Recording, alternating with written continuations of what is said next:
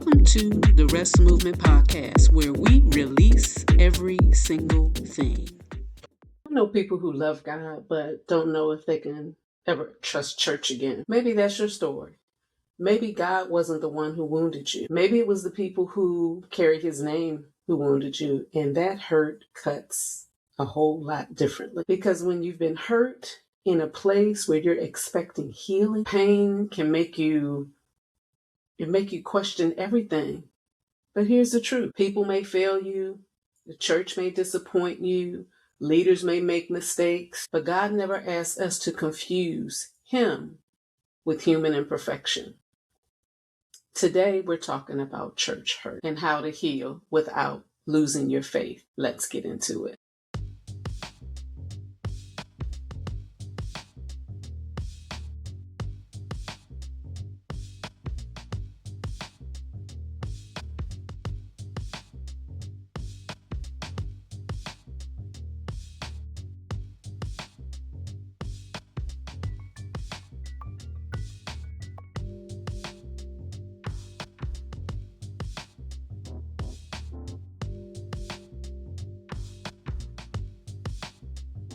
Remember to like, comment, share, and subscribe. Now let's get into it.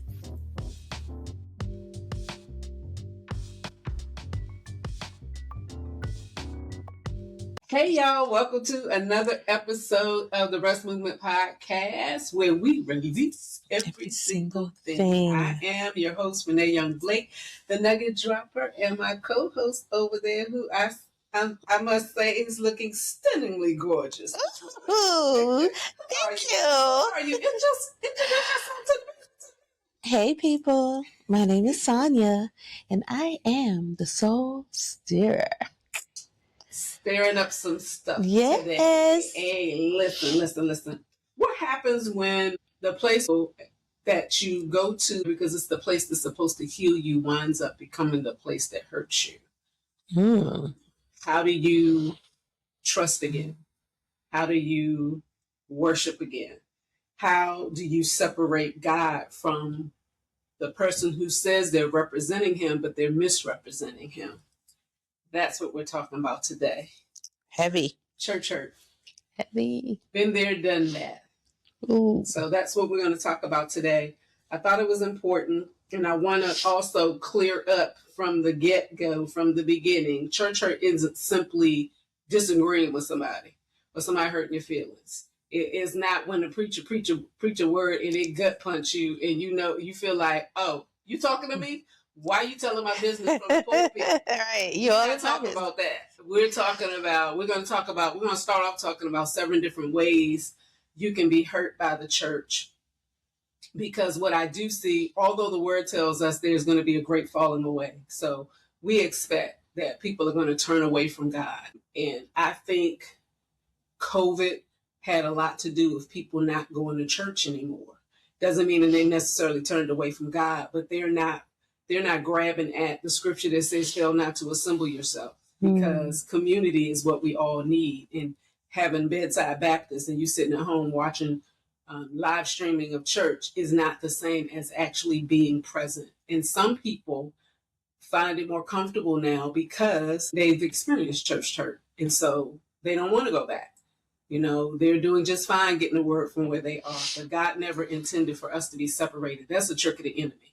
The enemy likes to do that. He likes to separate us in any way he can. So if he can allow church hurt to happen to us in the place that's supposed to be safe, the place where you're supposed to heal, then he's winning, because we'll turn away from it, sometimes even turn away from God. And so we wanted to talk about this because we are both believers. We both have a strong relationship with God and have a unshakable faith. And so it breaks my heart when I know that people have been hurt by humans, because that's who hurt them, hurt by humans, and they just can't find their way back. And so I thought it a good conversation to have, because I've been there. I've experienced, and I think I've shared that on this platform, how the spirit of offense, which is something I suffered with for years, not just in church, relationships of any kind, my sisterhoods, I've shared many times, you and I, we've probably had one disagreement, and that was done by somebody else, somebody else's wickedness. It had nothing to do with you and I. And I was offended, but I didn't call you. And thankfully, God spoke enough to you to call me and say, hey, I need to apologize because I let somebody else get in my head and say something to me that really had nothing to do with you. And I shouldn't have listened to them because I already know, and that instantly repaired us. And I was broken because my friend forever, why would you say that to me? Being all emotional. Anyway. She's emotional. I am. So what can I say? Crybaby, yes, that's me. I can turn on faucets that I can turn off. They come. It's like somebody else turn. That's right. God gave me the faucets, and He turns them off when He feel like it. Okay. Anywho, I'm feeling betrayed right now, and that's the first one we're gonna talk about. As I said, there's several different types that I want to talk about because some of us get betrayed, some of us get hurt by gossip, some of us get hurt by being excluded or being, silenced. Some of us get hurt by spiritual abuse because people get in positions and they think because they're in a position they can do what they want, say what they want, treat us any kind of way they want. So just speaking of betrayal, you confide in somebody and you think it's a safe place to confide, but then you discover that what you shared with them, how we do, we say, hey, how you doing? And all of us are expecting somebody to say, oh, I'm doing good. How about you? But what happens when they really start having a conversation? Oh, my God, I'm so glad you asked. And internally, you're saying, oh, I really didn't. And now you're stuck. But you begin to share. You give them this information. This is what's happening in my home. This is what's happening in my life. And you think this person is sincere about caring, and the first thing they do is go tell somebody else. And how do you deal with that? Have you ever experienced betrayal like that? I can't really say that I have. And I learned a long time ago that someone told me that it's not a secret once you tell one person. It's no longer a secret. It's no longer confidential. You shared it with someone. And just like you feel that person is someone that you can trust, they also have a person that they feel that they can trust. And it goes on and on, right? Wow. I understood the first one, that it's not a secret after you tell somebody, but you don't consider it that next level, that they also have a person who they tell their secrets to. Listen, so-and-so told me this, but you can't say that. Right. Or the pillow talk to them and their spouse. Right. And their spouse know all your business. Right. I told my husband so we could pray about it. I didn't ask you to tell your husband to pray about it. Exactly. Exactly. But now, note to self. There's things I tell you, or if I tell you, don't tell your husband. Right. This ain't a husband's pillow talk. Right. Situation. I don't need both y'all's intercession. I just need yours. Right. So yeah, betrayal is one, and then that betrayal turns into gossip. Just like you said, they tell that secret, and only God knows if the person they tell the secret to is the quiet, confidential person. They might be the one. Oh, girl, my friend Sonja, I can't tell you what Sonja told me. She told me such, and now the chain has begun, and people are looking at you strange. You come to church. Last Sunday, everything was fine. People would greet you. This Sunday, you come and people looking at you side eye, like, what happened to the energy? That's right. Thing going on, So true. In the church community, in the newsletter. Did I miss a meeting that said everybody treat me different this Sunday? And so that kind of stuff hurts. Or my favorite one, which I think across the world, this is probably the one that causes people not to go to church, not just leave the church, but don't even come, is church judgment. I grew up in church, as you know, a PK, as you know. I grew up in a Pentecostal holiness church, as some of you know. And I feel because they are so regulatory, at least they used to be, so regulatory, that they were heavily with judgment. They judged the way I grew up with. The women didn't wear pants. They didn't wear makeup. They didn't wear earrings. And I even wrote that in the intro of my book, thinking about my mother. There were girl kind of things that we missed out on. Mm-hmm. And me being a daddy's girl, and her being a boy mom, essentially for most of her parenting until I popped up. And so her skill set was 4 boys, learning how to raise them, and then here I come. She never wore earrings, even till her death. She never wore earrings. She never wore makeup, none of that stuff. Never painted her nails. She got her nails done, but the most she would do was clear because of religion, not relationship with God.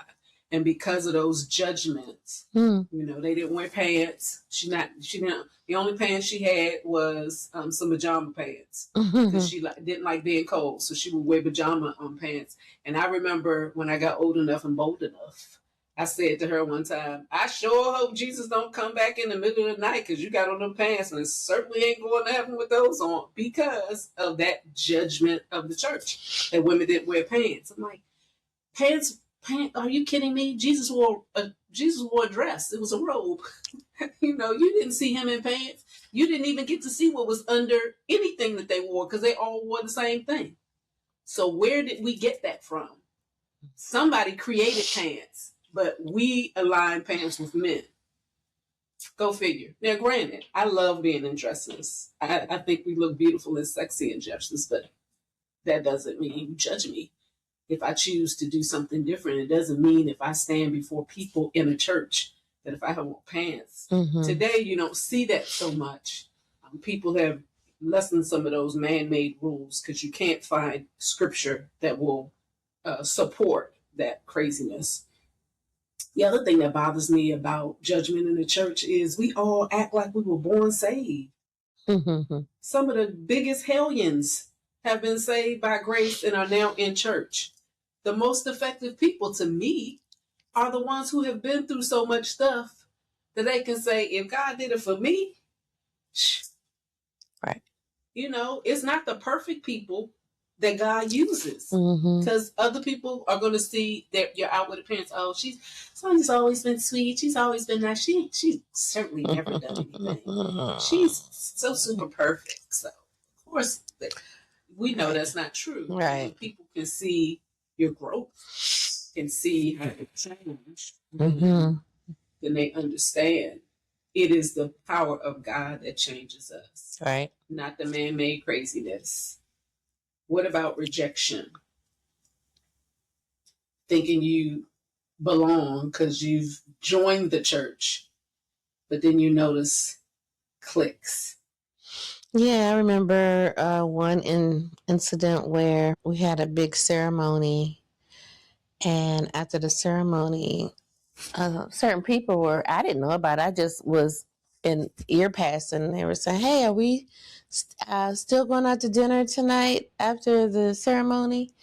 And the pastor looked at the person mortified, like she said that, out loud. And everybody wasn't invited. Right. And I was feeling some kind of way about it because I had just been through the ceremony too. And so, I took a note of that. And I realized that we aren't all the same in that in that sphere of things.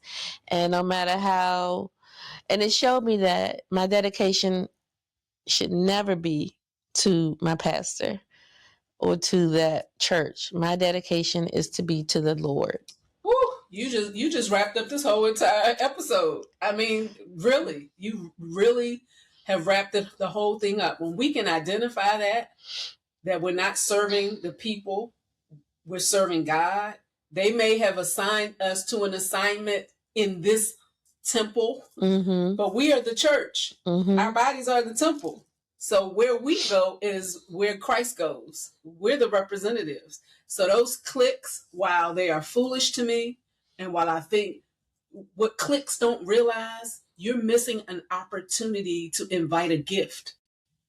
Because none of us know what somebody else's gift is until that person demonstrates their gift. So when you're cutting off somebody because of how they look, they don't fit the part. They ain't been in church long enough. They not churchy. They don't know church lingo. They don't, all of this dumb stuff that is the reason why we include or we make things inclusive. And you desire to be, and you come in there and you think this person is beautiful and wonderful and you could be a part, and then like you said, you sitting there thinking, oh, we all the same, we all graduated today, we all got our certificates, y'all going where? Nobody give me no invitation. And then you notice the face of your pastor, which you're leading the clique. You're letting people know that certain people are invited and certain people aren't. And that's not God. He has no respecter of person. Mm-hmm. Every soul is a soul God wants. And it breaks my heart when we exclude people. But God said man looks at the outward appearance, but I look at the heart. We never take a moment for that. And we miss out on so much. Even in relationships, you know, when we're dating, we have a look that we like, and we haven't learned that the same look that we've been looking for and after and dealing with is the one that treats us like crap. But then the one that we never expected because it wasn't our type shows up and shows out to be the one that we should have been with all along. Right. So we pick and choose as if we were the creator, and we aren't. Right. We don't know how the gift's going to come, just like we don't know how the blessings are going to come, how the answer's going to come. Indeed. We don't know what God doing. We don't know. We don't be knowing. We don't be knowing. Spiritual abuse. So we say betrayal, gossip, judgment, rejection, spiritual abuse, people in authority.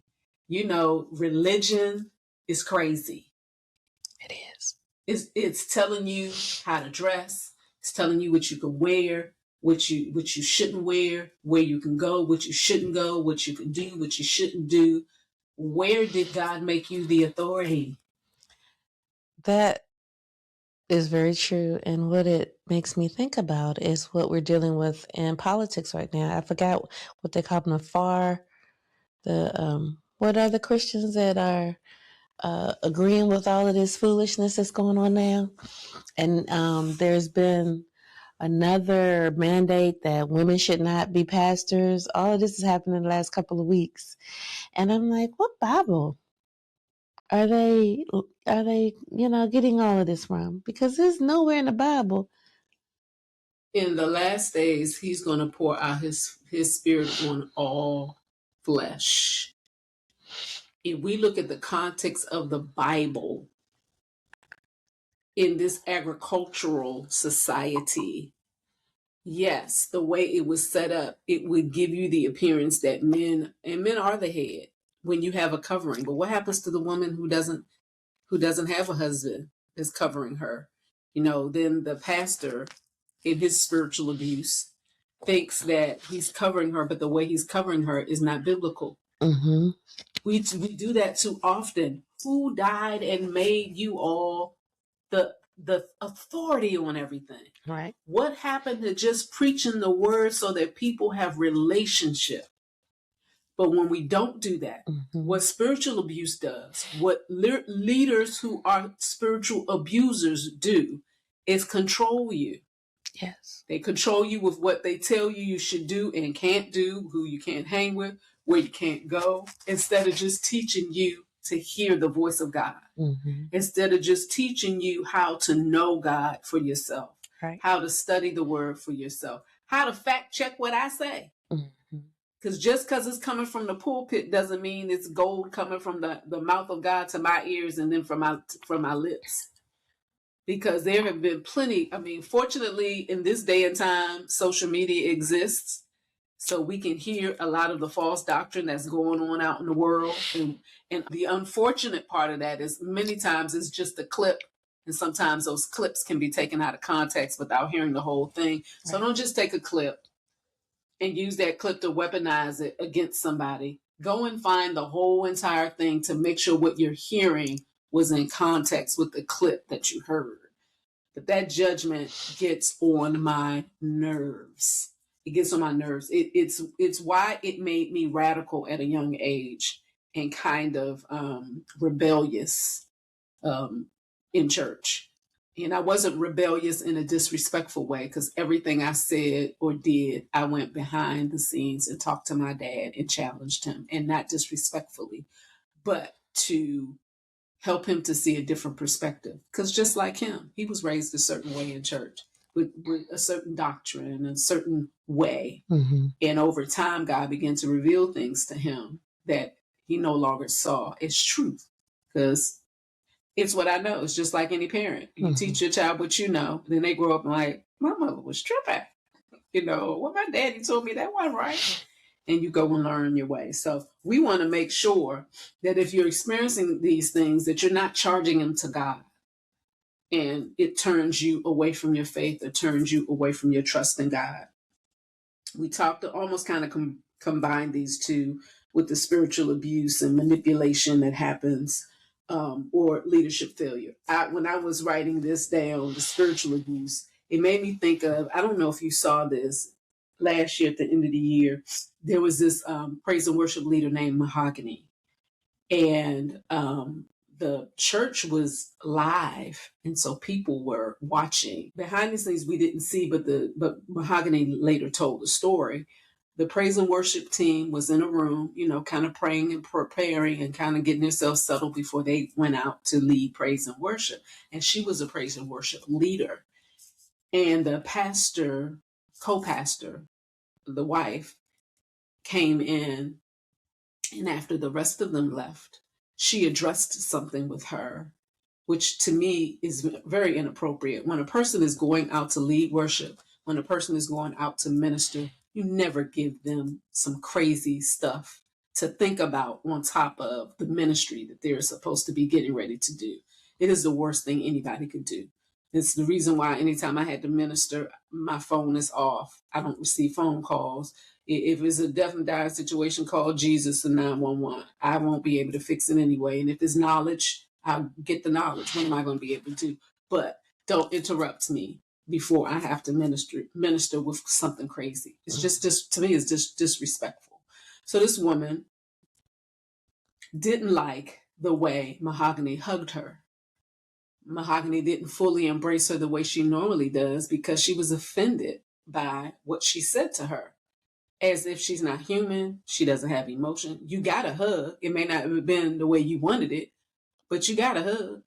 So she goes out in the pulpit and starts talking, and then confronts her on stage and says, essentially, the way you hugged me was not a real hug. And I mean, she went, and then I believe she commenced to firing her, like, this will be your last Sunday. Live in the church. Where was the pastor? Her husband was right. Her husband got up after her and doubled down. Oh, He my did not God. say my wife was out of order. He did not say, Mahogany, I'm sorry for what just happened. We'll address and talk about this after church. And, my apologies to the congregation and all the thousands of people online listening to this foolishness. But he doubled down. And I don't even remember what he said, but I wanted to go through the TV and slap both of them. Because not only did they injure this woman, not only did you injure this woman, you injured the whole praise team. Because how do they sing now after you just injured their leader who loves up on them, who they follow? Obviously, they are part of the team, so they must like her. Because if you're not going to stay with a leader, you can't stand. And what do? If she's walking off, well, maybe we need to walk out of here too. And she's a paid employee. I don't think the other people were. I think she was paid as the praise and worship leader, and this was her team. But it was awful. It was awful. And that's what I mean by that leadership failure. She could have very well went home if she didn't have a relationship with God and never attended church again. And vocally, she's gifted. God has given her a great music ministry. Mm-hmm. And that could have been devastated for the rest of her life. And we don't believe we have to answer for that. I have been on both ends. So I've been on the end that hurt somebody with my mouth, and I've been on the end more than I've been the offender. I've been offended. But when I offended somebody and I saw it instantly, when it came out of my lips, I knew, what did you just say? That was so off the cuff. And I had to apologize. I didn't apologize instantly, but I saw the face change in the congregation, and I went in straight to them and apologized and said that I was sorry because I was being judgy. Mm. I was being judgy, and it was nowhere, it was uncalled for. But where did I get it from? I grew up with it. I grew up watching it in the church. People judge you for their own thing that has nothing to do with. And the last one we'll talk about is feeling unseen or silenced. You know, you knew, why are you raising your hand and offering input? We don't know you like that, or you ain't a part of the clique who gets to be the movers and the shakers in the church. You know, Sister So and so said it, so it must be something good. Who are you again? I remember attending some years ago, attending a ministry leadership summit that my cousin invited me to with her church. She thought of me and said, I think this will be good for you. And I said, are you sure? Because, you know, this is y'all's denomination. I don't belong to that denomination. She said, I already talked to my pastor and he said it was okay. And that, you know, he welcomed you. And he said to make myself known when you get there. And if if there's seats where they are, you can come sit with my church. So, I did that. I had a great time. I did go over and introduce myself to him. I gleaned from the information. The people who were presenting, I told them, I'm not a member of this denomination. Is the offer you're making also for independent ministries? And so later on, I sent an email to the coordinator. And probably he didn't believe in women leadership. Pastorate. He lit into me like I was some imposter. He said all kinds of stuff back at me. What if I wasn't a strong Christian? What if I didn't see him for the pompous that he was? Mm-hmm. Who knows what that would have done to me? So I forwarded what he said to me to my cousin. And I said, please forward this to your pastor because I want him to know what his leadership is, how his leadership is representing their church. And thankfully, and tell him I'm not injured, I'm not hurt. I'm bothered and I'm thankful that it was me and it wasn't somebody else, because somebody else could have been destroyed by what he said to me. I mean, it was like, how did you get my email? How did you like I was some imposter. Excuse me, sir, but your pastor invited me to come. And why wouldn't I reach out to you when that's what they said at the end? Reach out to Deacon so-and-so to get whatever. I digress. Didn't mean to even go there. But, people will overlook you because they don't know who you are. I'm a child of God. That's all that matters. Your position doesn't matter to God. He doesn't need you to be in a position of authority to hurt and harm people. Do what you're supposed to do and sit down. So we just get into the first question. This might be 55 episodes. I'm exaggerating, but you know how we do. We get to talking. When you hear church hurt, what comes to your mind? I think that someone has been offended by something that happened to the place they congregate for Jesus. I don't know, in what aspect, but I know that it is.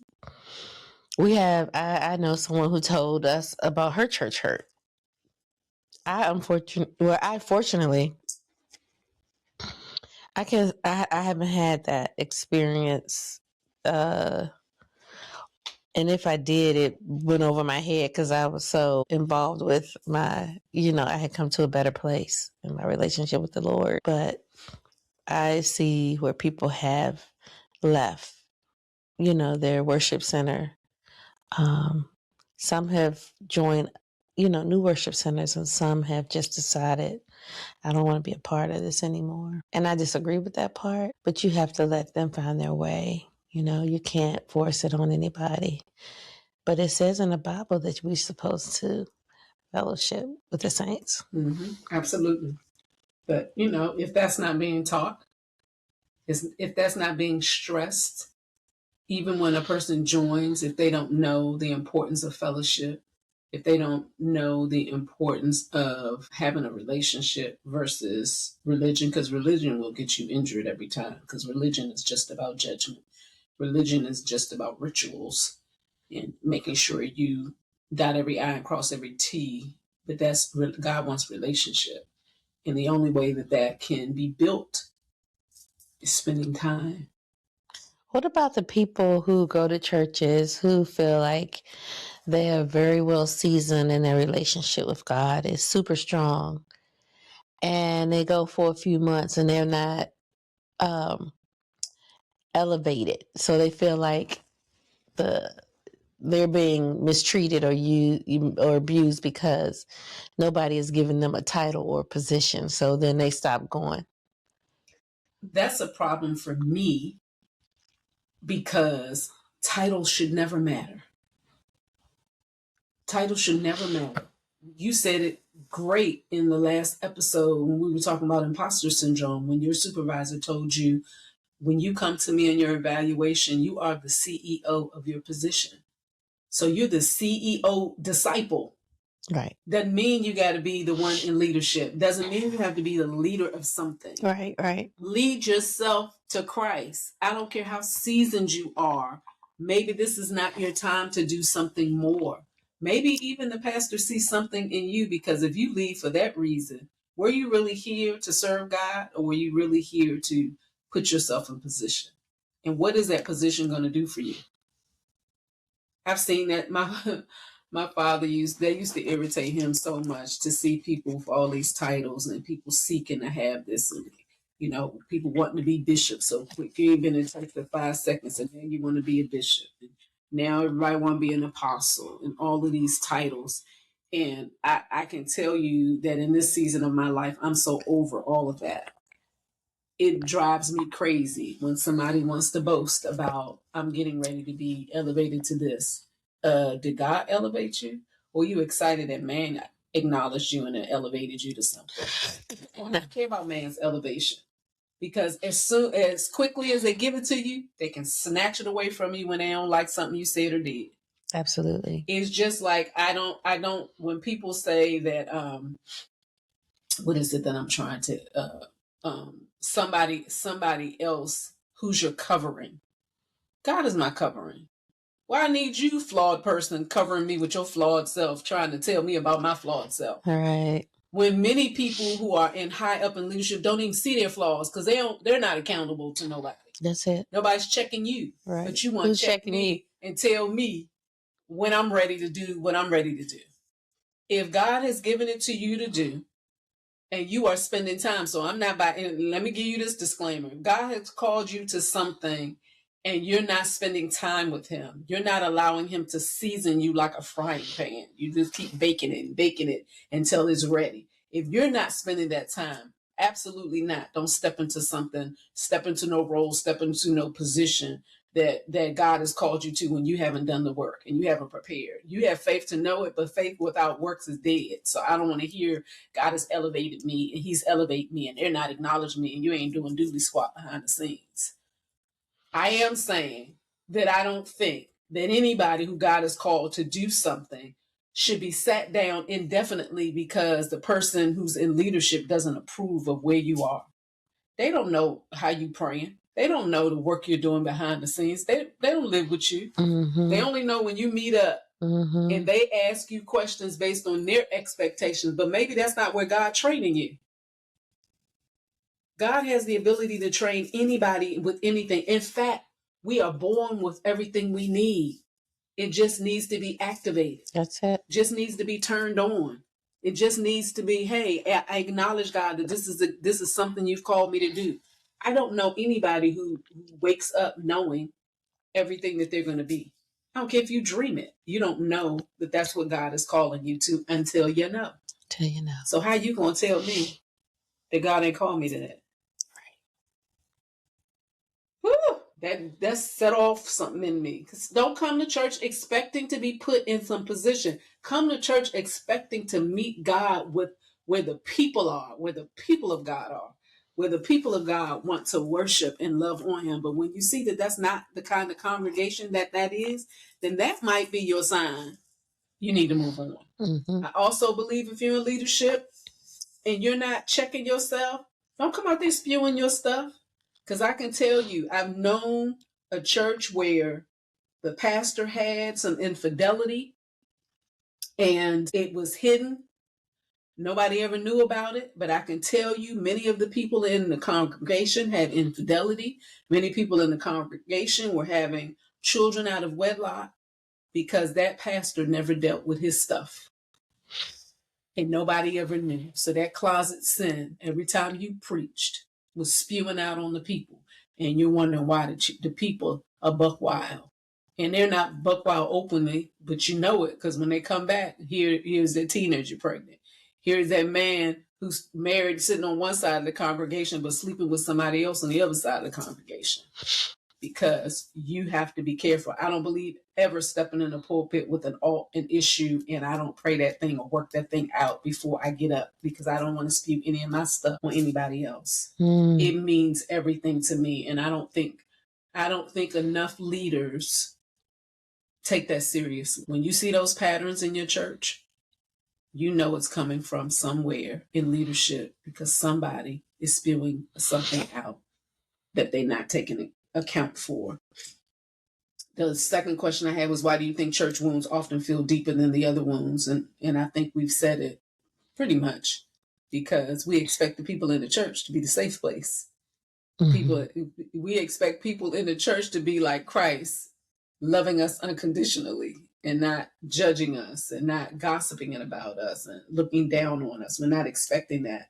Do you think we sometimes use the phrase church hurt to describe very different experiences? Or how do we distinguish between disappointment, conflict, and genuine spiritual abuse? I think it's different for everyone. You know, it depends on also if you're easily offended. It depends on how sensitive you are. It depends on if you took something out of context. Some church hurt can be easily resolved with the conversation. It's not necessarily something that should turn you away from even the church. And sometimes, I don't know, I think people are lazy. I think that it's an excuse so that they won't have to congregate, so that they can say, hey, so-and-so, I didn't see you in church today, you know, or whatever the situation may be. And I'll say that that's a minimal situation, you know, because I definitely don't want to take anything from people who've truly been hurt in the church. But as a body, we have to be more willing to communicate our hurt and share it, because it could be something that is easily resolved versus us turning our back, not so much on the church, but on the Lord. Absolutely. You know, the word tells us to come reason together. Come sit down and have a conversation. Come and understand. My thoughts are not your thoughts. Your thoughts are not my thoughts. And certainly our thoughts are not like God's thoughts. Right. Because we could have a little more grace for one another. But there is also a different, as you are saying, there's a difference between being disappointed and just simply offended than really being abused. I remember watching an episode of this podcast, and the host had her, I don't know if he was her pastor or if he was just a pastor that did counseling for her and her husband. She, strong believer, husband, not so much, didn't really believe in church, didn't believe in him. But this pastor made an impression on her husband, and he counseled them. Her husband consequently started going to church, so maybe he was their pastor. And then this big thing comes out that he had been having an affair with his assistant for some 15 years. And this assistant was this young girl who had come to their church to be mentored. And he mentored her, all right.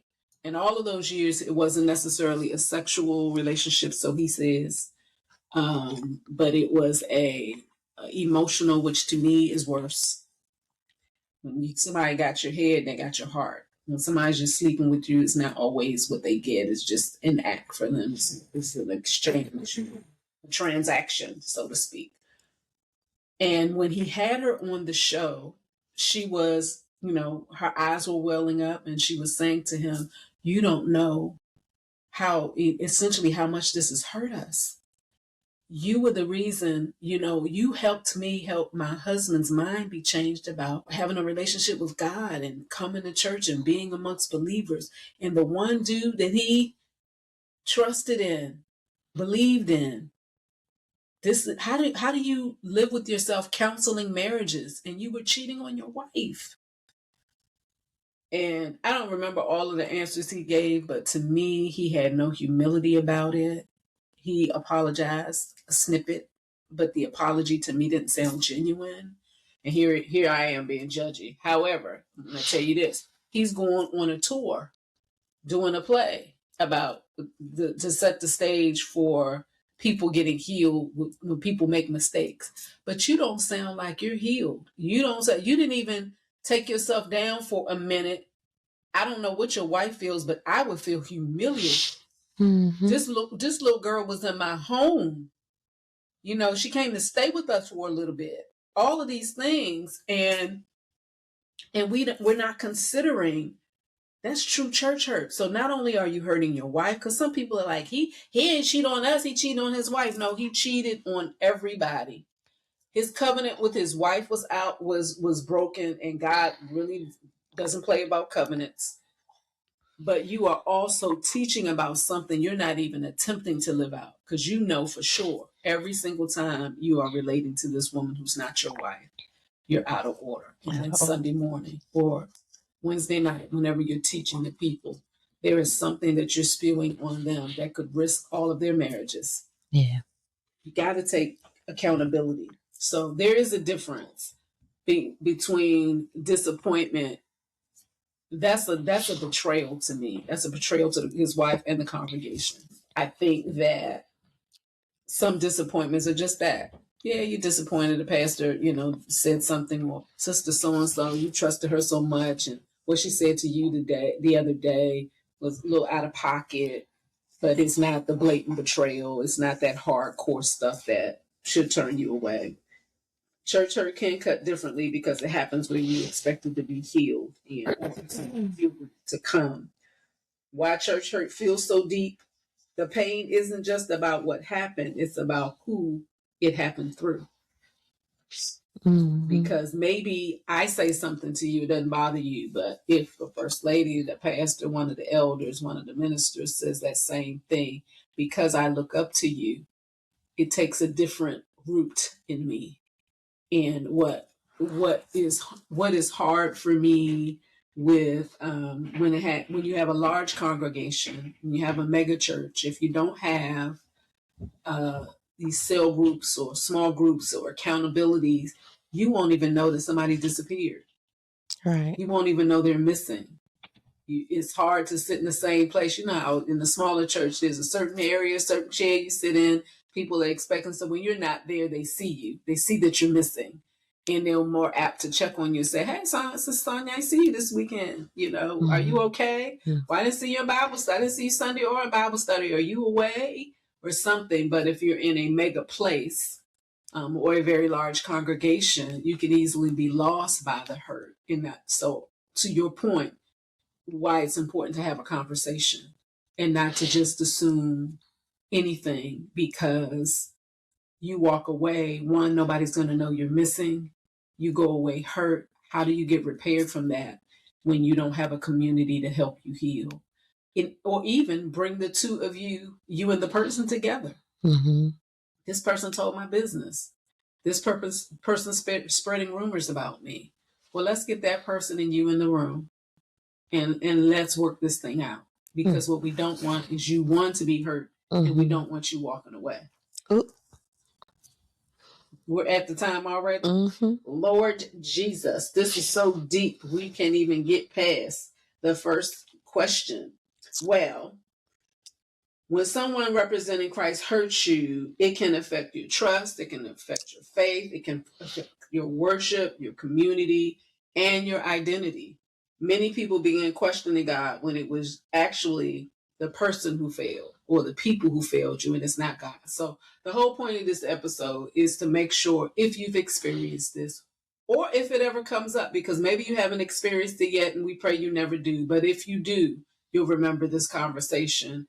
And you'll remember that you have to kind of sometimes look beyond the fault of the person and see God, because that's who we're supposed to be seeing when we go to the house of God. That's who we're supposed to be seeking. That's who we're supposed to be meeting up with. Like, hey, God, I see you at church on Sunday because you carrying him with you. You're entering into his gates with thanksgiving and into his courts with praise, and you're being thankful unto him and blessing his name. And trust me, when you praise God, blessings come down. Worship, he brings you to him. Praises, He comes down and he dwells amidst the people. But worship will take you into a throne room, and you never want another human being to sever that ability, sever that relationship, stop you from having that relationship. So I, unfortunately, what can I say? What we talked about was deep enough that it carried us through a whole episode when there's much more to talk about. So we're putting a pin in it. As you've seen, we've had to do. Sometimes we have to have a part 2, sometimes part 3, part 4, whatever we need to do, because the conversation is important, and we never want to leave you without getting, at least getting the root identified. Why you're stuck in this place that you're stuck, because there's some hurt that happened that hasn't been healed, and you know that healing is our hustle. So we ask that you subscribe, comment. If you've experienced church hurt, we want to hear about it. And if you've been healed from it, what did you do to get healed? Because somebody else will see your comment. Somebody else may even reach out to you and ask you, what did you do? How did you get over it? Sister, soul sister over here, Sonja D, says that sometimes she just lets things go right over her head. And sometimes we have that great ability, and sometimes, depending on the who it is that said it or did it, we get stuck a little longer. So we are glad that you were here. We forgot to say it's Freedom Friday. So it is Freedom Friday. So I hope you've been in here and the healing has started. Don't forget to come back next week so we can continue this conversation. We love you, and there's nothing you can do about it. See you later. Bye.